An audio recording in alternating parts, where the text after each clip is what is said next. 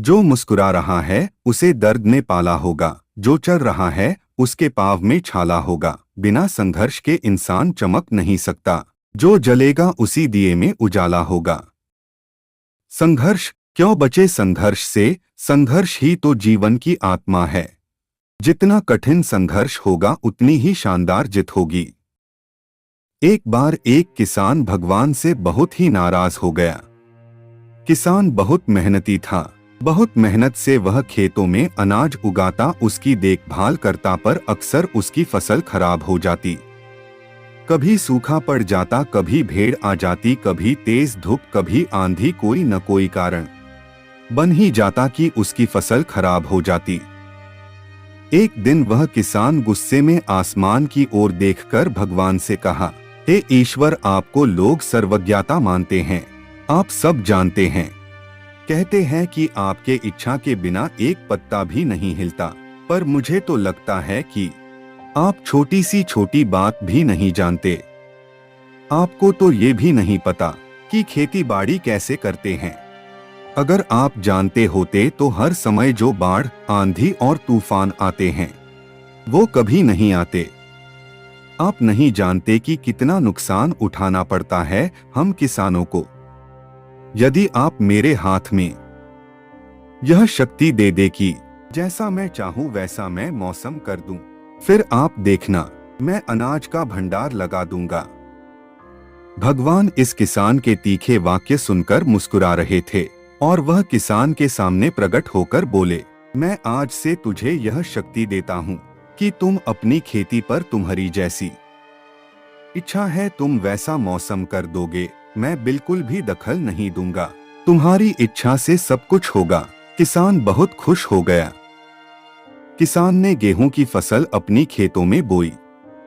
जब उसे लगा कि खेतों को धूप चाहिए तो खेतों को धूप मिले, जब पानी बरसना चाहिए तभी पानी बरसा। आंधी, तूफान, बाढ़ कुछ भी उसने अपने खेतों पर आने नहीं दिया।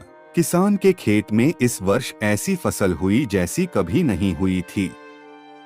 हरी भरी लहलहाती फसल, मन ही मन वह बहुत खुश हो गया और सोचने लगा, अब सबूत के साथ दिखाऊंगा भगवान को कि इसे कहते हैं शक्ति का सही उपयोग। मेरी सफलता देखकर उन्हें अपनी नियम जरूर बदलने पड़ेंगे। कुछ दिन गुजरे, फसल कटने को तैयार हो गए।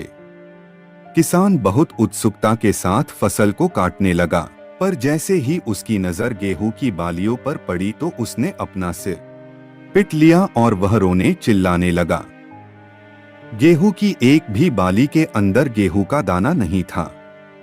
सारी बालियां अंदर से खाली थी। किसान बहुत दुखी हो गया।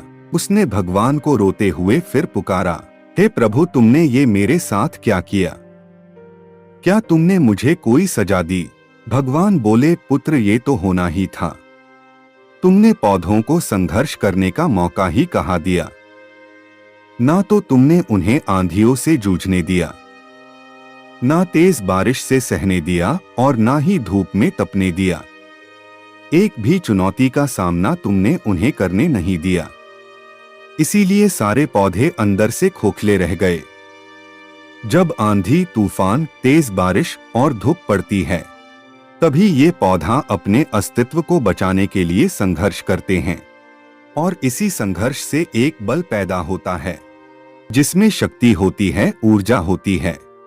और यही ऊर्जा पूर्ति तेरे गेहूं के दानों की तरह जो नहीं फूटी, तूने उन्हें कठिन परिस्थितियों से गुजरने ही नहीं दिया जहां उनके अस्तित्व का जन्म होता।